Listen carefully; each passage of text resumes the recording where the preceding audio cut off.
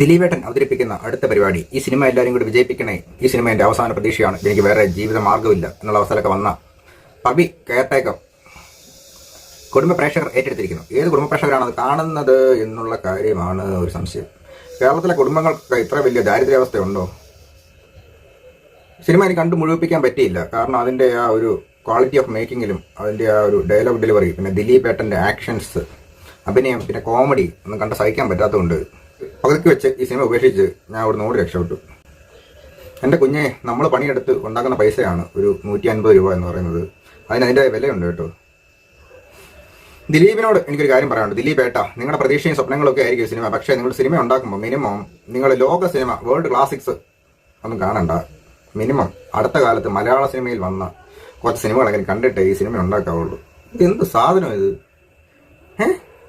Music കൊള്ളുകയല്ല. Dileep ചില സമയത്ത് ഓടുന്നത് ഇങ്ങനെയൊക്കെ ഓടുന്നൊക്കെ ചെയ്യുന്നു. കോമഡിയാന്നേ, കോമഡി കാണിക്കുന്നത്. അത് കോമഡി ആണെന്ന് നമുക്ക് അവിടെ തോന്നത്തില്ല. ചിരിക്കണമെങ്കിൽ ഇവരാരും ഒന്ന് ഇക്കിളി ഇട്ട് തരണം. ഇക്കിളി ഇടാൻ വേണ്ടി ആരെങ്കിലും ഏർപ്പാടാക്കിയിട്ടുണ്ടോ തിയേറ്ററിൽ കൂടി? അതും കൂടെ ചെയ്യണമായിരുന്നു. മൊത്തത്തിൽ ഈ സിനിമ എങ്ങനെയാണെന്ന് വെച്ച് കഴിഞ്ഞാൽ ദിലീപിന്റെ പല സിനിമകൾ, CID മൂസ, ഈ പറക്കം തളിക, പിന്നെ എന്താ ബോഡി ഗാർഡ് എന്നൊരു പടം ഉണ്ടായല്ലോ, അത് ഇതെല്ലാം കൂടെ മിക്സ് ചെയ്ത് അരച്ച് കലക്കി പൊടിച്ച് കുഴച്ചുണ്ടാക്കിയ ഒരു അവിയൽ സാധനം. ഈ സിനിമയിൽ ദിലീപിന്റെ ക്യാരക്ടർ, ദിലീപ് ഏട്ടന്റെ ക്യാരക്ടർ എന്ന് പറയുന്നത് കെയർ ടേക്കറാണ്.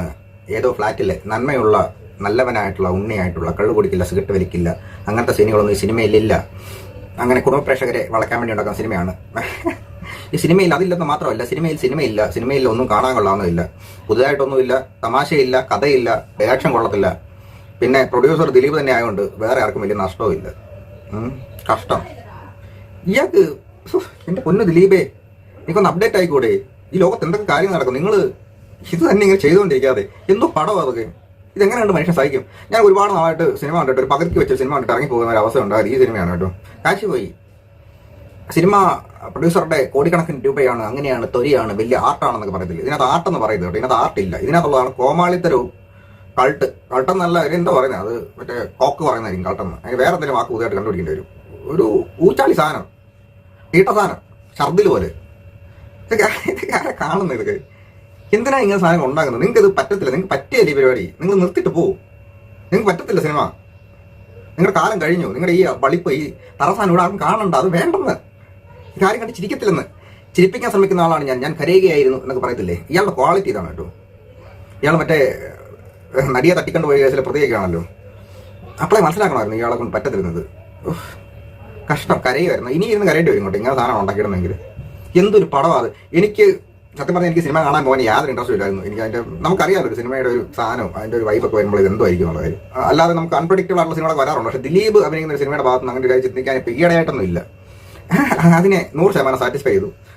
പൊട്ടപ്പടം. അയ്യോ, എന്തോ അയാൾ കാണിക്കുന്നത്? അയാളുടെ ഓട്ടവും കോമഡിയൊക്കെ ഉണ്ടാകുന്നത്. പട്ടിയോട് വർത്താനം പറയുന്നത് സ്ഥിരം ക്ലീഷ, സ്ഥിരം സ്ഥാനം, സ്ഥിരം പരിപാടി. പട്ടിയോട് വർത്താനം, വയറിളക്കം മരുന്നത് എന്നൊക്കെ പറഞ്ഞ ഒരു കോമഡിയാണ്. വലിയ സാധനമാണ് പറയുന്നത്. പറഞ്ഞ കോമഡി ഉണ്ടാക്കാൻ ശ്രമിക്കുക. പിന്നെ ദിലീപിന് പ്രായമായ ഒരു ഫീലുണ്ട്. വയ്യ. പുട്ടുകടയൊക്കെ ഇല്ലേന്നേ. പുട്ടൊക്കെ ഇല്ലേ? ആ പുട്ടൊക്കെ വെച്ച് ജീവിച്ചു പോയാൽ പോരെ. എന്തിനെങ്ങനെ ആൾക്കാരെ ഉപദ്രവിക്കുന്നത്? ആൾക്കാരെ ഇങ്ങനെ ബുദ്ധിമുട്ടിക്കുന്നത് എന്തിനാ ഇങ്ങനെ സിനിമ ഉണ്ടാക്കി ഇടുന്നത്? നാണം ആവത്തില്ലേ? വിനീത് കുമാറാണ് ഡയറക്ട് ചെയ്തത്. വിനീത് കുമാറിനെ കൊണ്ട് പറ്റുന്ന പരിപാടി അല്ല ഡയറക്ഷൻ ഒന്നും. ദിലീപിനെ കൊണ്ട് ഇപ്പോൾ പുതിയ സിനിമാ ലോകത്ത് പുതിയ ട്രെൻഡിനനുസരിച്ചോ അല്ലെങ്കിൽ വളരുന്ന ഒരു കാലഘട്ടത്തിൽ പിടിച്ചു നിൽക്കാനുള്ള പ്രാപ്തിയും ദിലീപിനില്ല. ഇപ്പോൾ രണ്ടുപേരും കൂടെ ചേർന്ന് ശരിയാകത്തില്ല.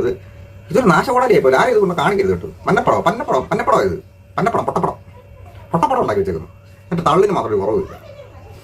എന്നിട്ട് കുടുംബ പ്രേക്ഷകരായിരുന്നു. എൻ്റെ പൊന്നോ, ഇവിടുത്തെ ഫാമിലിക്കൊന്നും ഇത്ര വലിയ ദാരിദ്ര്യമൊന്നുമില്ല. അത്രയും വലിയ ദാരിദ്ര്യമുള്ള ഫാമിലി ഉണ്ടായിരിക്കും. അതായത് ആശയ ദാരിദ്ര്യവും ആസ്വാദന നിലവാരം ഇല്ലായ്മയൊക്കെ ഉള്ള ഫാമിലി ഉണ്ടായിരിക്കും. പക്ഷേ എല്ലാവരും അങ്ങനൊന്നും അല്ല. ഇതൊന്നും ആരും കാണുകയല്ല. എന്തൊരവസ്ഥ പിടിച്ച പടം അതൊക്കെ. ദിലീപിനേക്കാൾ നന്നായിട്ട് അതായത് പട്ടി അഭിനയിച്ചു കേട്ടോ. അതിന് പിന്നെ പ്രത്യേകിച്ച് പറയാനൊന്നുമില്ല. പട്ടി എപ്പോഴും പട്ടിയായിട്ട് തന്നെ നടക്കുമല്ലോ. ഇതിൽ ചുമ്മാ പട്ടി ഉണ്ടെന്നുകൊണ്ട് പട്ടിയെ സ്നേഹിക്കുന്ന ആൾക്കാർ ചിലപ്പോൾ ഈ സിനിമ കണ്ടാക്കിയൊന്നും പ്രതീക്ഷിച്ചായിരിക്കും പട്ടിയെ കൊണ്ട് അതിനകത്ത് ഇട്ടേക്കുന്നത്. അല്ലാതെ അതിനെ കൊണ്ട് പ്രത്യേകിച്ച് കാര്യമൊന്നുമില്ല.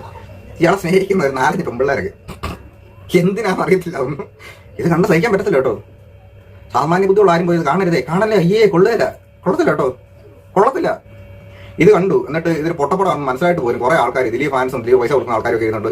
കാരണം ഏതാണ്ട് വലിയ നല്ല പടമാണ്, കുടുംബ പ്രേക്ഷകരായിട്ടെന്നൊക്കെ പറഞ്ഞു. എന്തിനാ മറ്റുള്ളവരുടെ കയ്യിരിക്കുന്ന ഒരു പൈസ ഒരു ഉപകാരമില്ലാത്തൊരു പ്രൊഡക്റ്റ് കാണിച്ച് മേടിച്ചെടുക്കുന്നത്? ഇതുകൊണ്ട് എന്ത് ഗുണമുള്ളത്? പുട്ടുകച്ചവടം അല്ലേ നമുക്ക് നല്ലത്? പുട്ടുകച്ചവടം പോരെ? അത് മതി കേട്ടോ. പുട്ട് വിറ്റാൽ മതി. ഇത് വേണ്ട, സിനിമ വേണ്ട, നമുക്ക് പറ്റിയല്ല. നമ്മുടെ കുഞ്ഞെ ദിലീപേ നിങ്ങൾക്ക് പറ്റിയല്ലേ? നമുക്ക് പുട്ടാ നല്ലത്. പുട്ട് മതി.